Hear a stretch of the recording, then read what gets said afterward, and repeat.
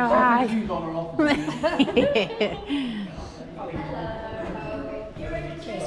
one. I don't know why I bought these. Door stoppers and then you stand and hold the door. Want it? Want it? Hey, Daddy.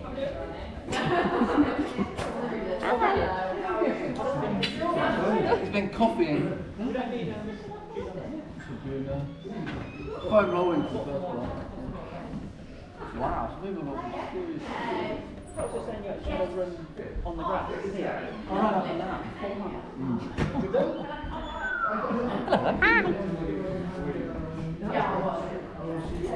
But in a group environment, you know, get a bit nervous. Sections before we go for the run. We're going to go through our foam rolling. Why we do foam. More commonly known as knots. Yeah, so you might feel adhesions.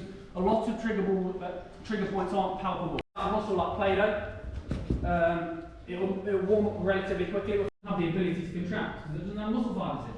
So why are we doing it? Okay. Trigger points are those that you feel to yourself, i.e. I might have a bit of a dull ache and they're achy. That will more likely be a trigger point stimulating pain nerves. Okay. Dormant trigger points is something that everyone will have. So tight contractures, no one is perfect from a muscle perspective. But can still be released off with a foam roller, okay?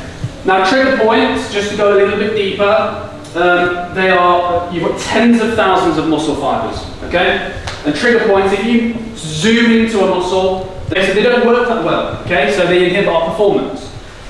Now with foam rolling, a lot of people think that we roll on them, because why wouldn't you? Okay, and I see lots and lots of people, which I call pizza rolling, doing in the gym, which is where you roll it and roll it and roll it, okay, over superficial tissue, and it doesn't do a whole lot, okay? Think about how thick tissue is and how quickly you can our capillary refill test, if anyone's a nurse or anything like that.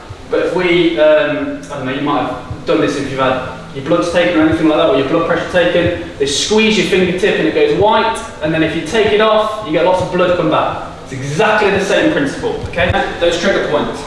The best thing to do is relax this foot, okay? So when you hit something, you'll naturally want to tighten everything up, okay? So all you're looking for is areas of tenderness. Once you find an area of tenderness, imagine that compression, okay? We're going to hold it for about 15 to 20 seconds, depending on how much time you've got as well. So if you were going for, because foam rolling can change, okay? You might do a quick foam roll on your calf, might be 10 to, okay? Which is absolutely fine, okay? Spots over and over again, okay?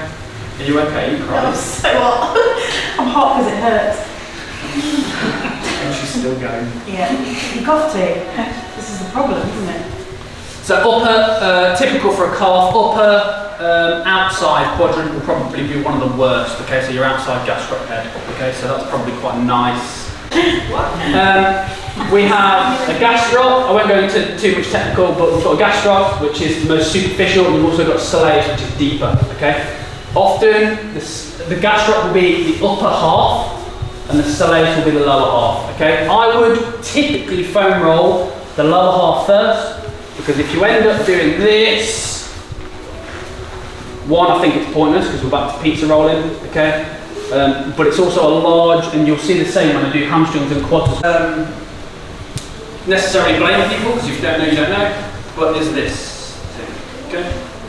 The contact between the foam roller and the muscle tissue is too quick for any physiological benefit to happen, okay? You get tightening runners. I'm forever doing this.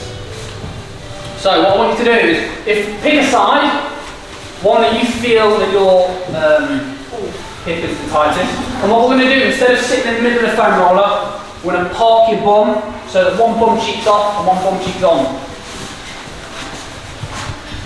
So you should be near a bony, yeah, that's called your sitting bone or your ischium, that's where your hamstrings attach. Okay, so that means that you're right at the bottom of your buttock, which is good. Okay, backwards and forwards. Okay, Laura, you've done this. Why are you looking confused?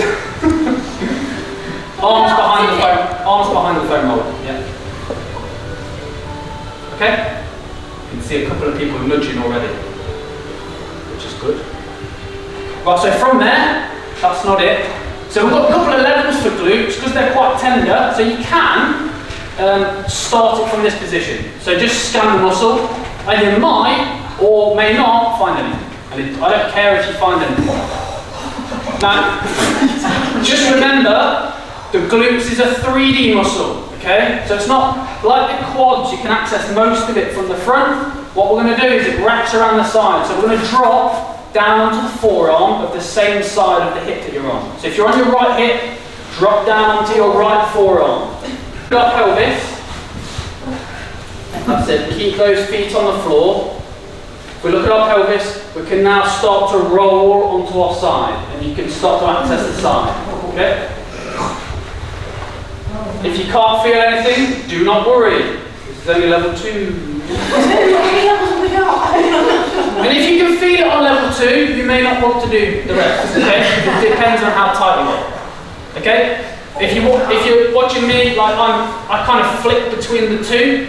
So I'm still scanning up and down, and I'm back onto my hands now. Sorry, I can't do it without thinking about it.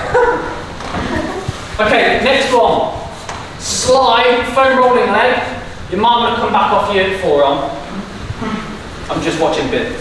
You might want to come back off your forearm, back onto your foot up. And if you want to go on to level 3 and pull towards you, see, that's much better for me, I can feel that.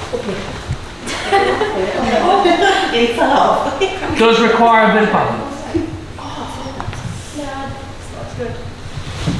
So you can ask me how long you foam roll for. Typically 3 to 5 minutes each side. Okay, provided it's done on a regular basis, so 3 times a week. Okay, if you're looking at once a week and you've got a really busy lifestyle, you probably want to spend a little bit longer. I've got a nice delay down my outside thigh. You're halving back right now. Left at the back. Just lower back. So underneath where your rib cage ends, you should literally, that foam roller, Tom, just come here for me. Okay. So outside's going to be typically, same again, it's a 3D muscle. Outside's going to be the tightest because it feeds into your IT band fascia. We're going to go down onto our forearms. That's it. And with your leg out to the side, you should be relatively supported. Okay, so a lot of people's mistake with this is they won't do that and they'll have all the body weight through the leg. Okay, so this is going to support it. And all you're going to do, scan the muscle. I would do outside. So you might just need to lengthen one side. So go onto one hand. Try not to tense up. A lot of people will tense the quads.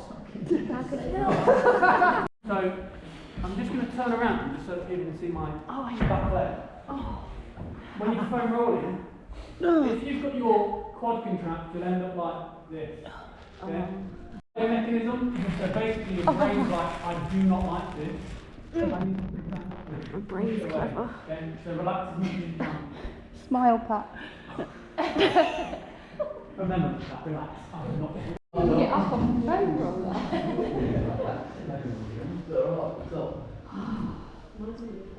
When you get into any more questions, guys? Can I move away from Laura? Welcome to my world. I live with Tom.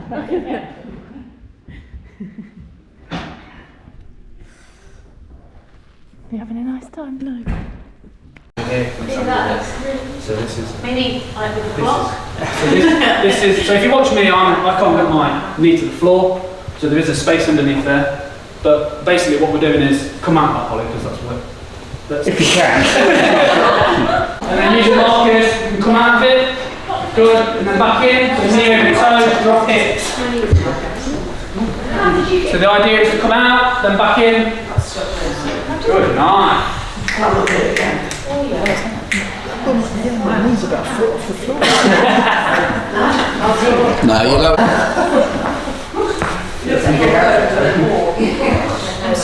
I don't know whether people heard that. Remember, it's all mobility.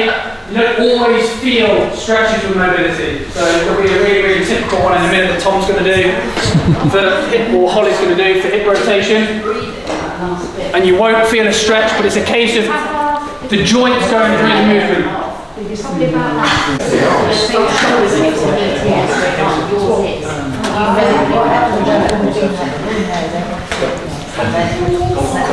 Keeping her knee off the floor, then she's going to go out, into abduction, taking her knee away from the body. Then she's going to go back round into neutral and taking her hip nice and high.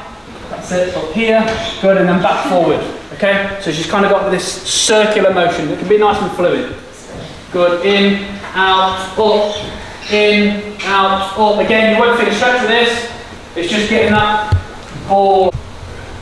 15, either side. That's a great picture.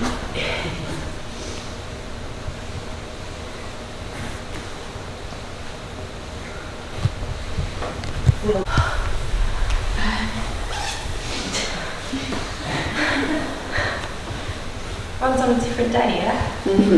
I've not actually mentioned this, but if anyone gets any pain doing mobility, then okay.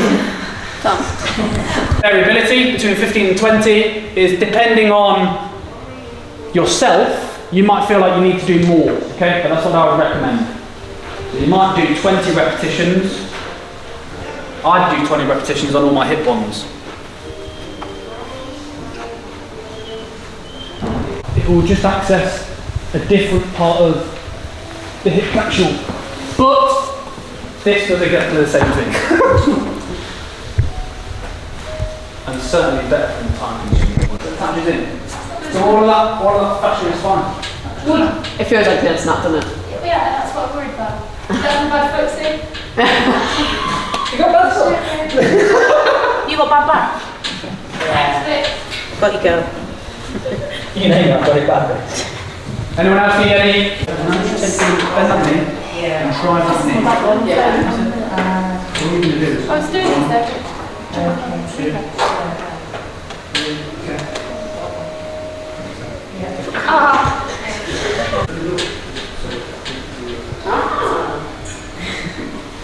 And this time, There's literally no flexibility. How do you do that? That is really painful. good, up and down, Marcus. Do you like this at one time? That's it, drop. That's as far as I can go. I'm gonna. That's why you're doing elevated pigeon, okay? If you want a slightly different stretch, we can start to bias certain muscle fibers so we can lean over towards the knee, middle, and over the foot. So if you just think about the three-pronged approach, yeah, there you go. Okay, so what we're going to do is, if we can, use our foot at the back, and you're just going to elevate yourself and then pop yourself back down. So 1, 2, 3, 4. Okay, let's get 10 on each side.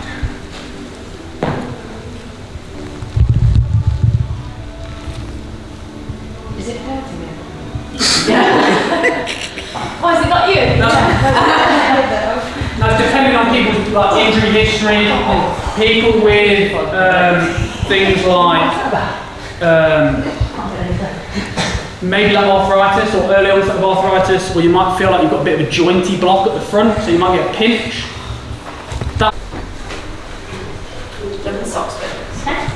So it's that way, it's dropping the knee from there, yeah. It's a big difference. Yeah. Does it not feel Perfect. Is it enjoyable? If it hurts, it's probably good, right? And then if you want to, and all we're going to do is bridge up, and then back down, touch your bumpy heels. So I would typically do about 15 to 20 of them. As well as it being a nice glute exercise, it stretches out. Squat wraps, because we've got another one. So once you've done 15 to 20 both sides, so now what we're going to ask Holly to do is we're just going to oscillate. So we're going to go up and then we're going to come back down. So she's going to make it more of a movement. Okay, so you sit into the capsule and then you come back out of it. Okay? Without using your arms. I taught her that.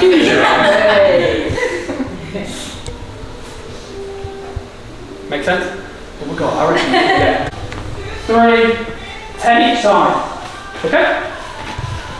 The last thing before we go, so there's your dynamic. The last thing we're going to do, if you need to, good. This will be hard to squeeze your glutes for the tiptoe ones. Guys, imagine you got a golf ball stuck right between the crick. Don't let that bloody golf ball drop. And a pair of And a pair of heels and a golf ball. Sounds like a good night. Only in God's be jealous. Good, remember when you do the tiptoe walks, remember your hip distance. Oh my God. It's not. Tom's not involved, we're going to do this again. Show the legs back. Don't arch your back, just get your nose into the spine. Okay, so it's that squat, a nice big reach. Is it nice to bend knee? Is it bend knee now? Bend knee for crab walks. Let's get this. That's it, straighten those feet. That's what Tom wanted. We're only practicing, so you don't have to go the full way. We're going to do it properly. So once you've got it, go back on the next bend.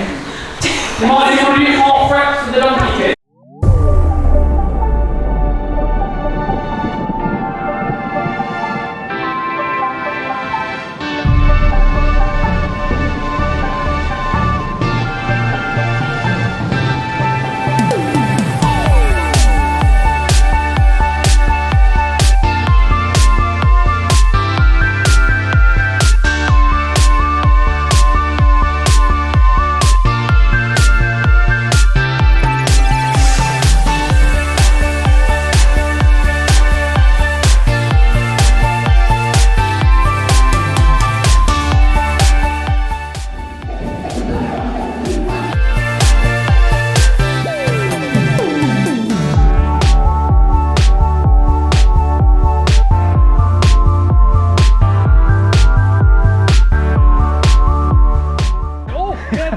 Exactly.